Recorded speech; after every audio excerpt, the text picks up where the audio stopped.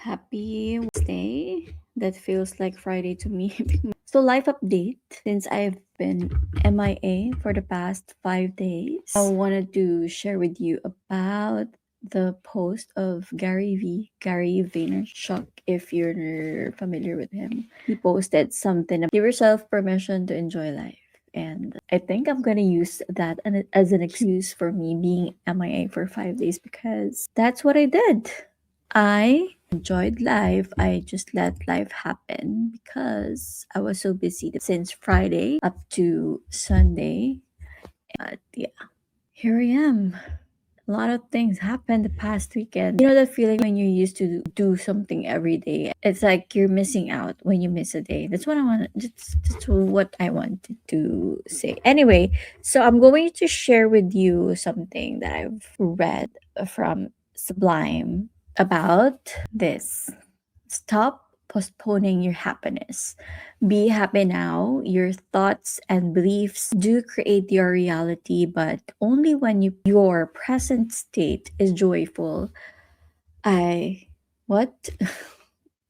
Your thoughts and beliefs do create your reality, but only when your present state is joyful. I realized I was running on empty, and the fuel I desperately needed was happiness. I didn't have much to be happy about, but I was so obsessed and stressed out about meeting our revenue goals that my dominant thoughts were fear and anxiety. I thought back to the early years when I would celebrate making $4.50 a day by buying myself a Starbucks coffee. It seemed so simple back then, but back then I was grateful for every small win, and I realized there was no reason I couldn't adopt the same model of reality now. Keep the big goals, just don't tie your happiness to your goals. Be happy now. This is from The Code of the Extraordinary Mind: 10 Unconventional Laws to Redefine Your Life and Succeed on Your Own Terms. I think as moms, we're really guilty about this. We tend to postpone our own happiness. We're going to delay our own happiness for the sake of our family until we realize that, or until we reach the point that we're so burnt out and tired because we didn't take that pause and take a break and just be happy at the moment. I think we want the conditions to be better for us to really relish the moment. Sometimes we postpone it because we know that after this, it's like it's not gonna last, right? It's like that kind of mentality before I had that. I don't want to enjoy the moment because I know that after this you're just waiting for another shoe to drop.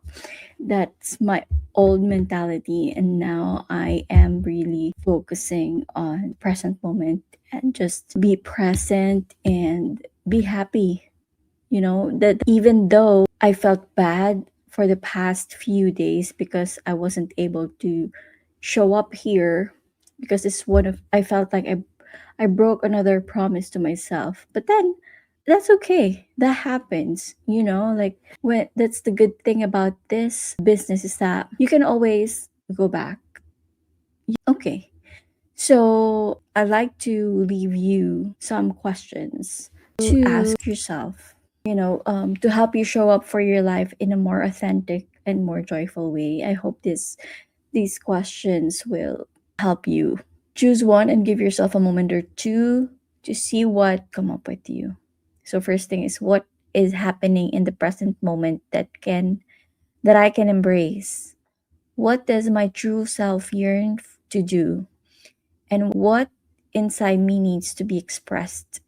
When in my life have I felt most joy? And when and where have I lost a part of my true self? What's one step I can take to reclaim it? What do I need to support myself? What am I feeling right now? What experiences have made me feel connected to the world and humanity? How can I have more of those? Who needs me? How can I help others? What one action would make me feel like I am living with the presence today? Living with presence is ultimately about creating a life that feels like you, a life that brings you to the joy you deserve, a life that enriches our collective world.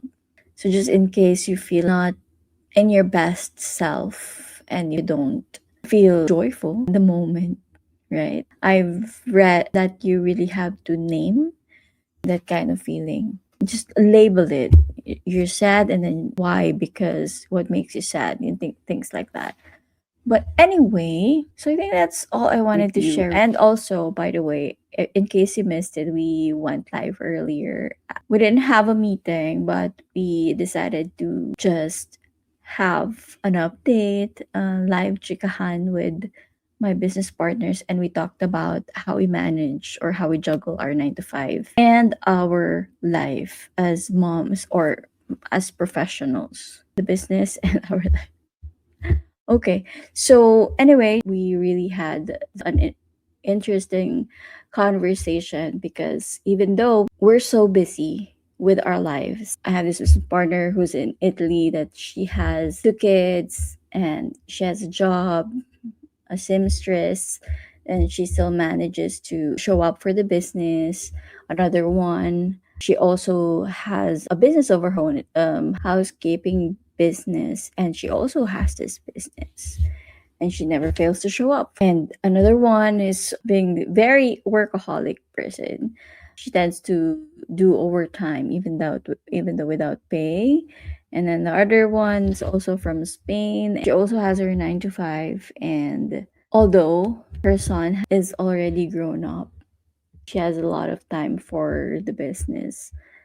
I mean, she has a lot of extra time for herself. She never fails to show up for the business, because we all have the same goal to have more options, have more freedom, have more breathing room, because no one is going to give that to us. And the only way for us to do that is to show up for the business that we have. And the good thing is it also gives us that flexibility, to work on this. So that's all I have for you today. And I hope you all have a good evening.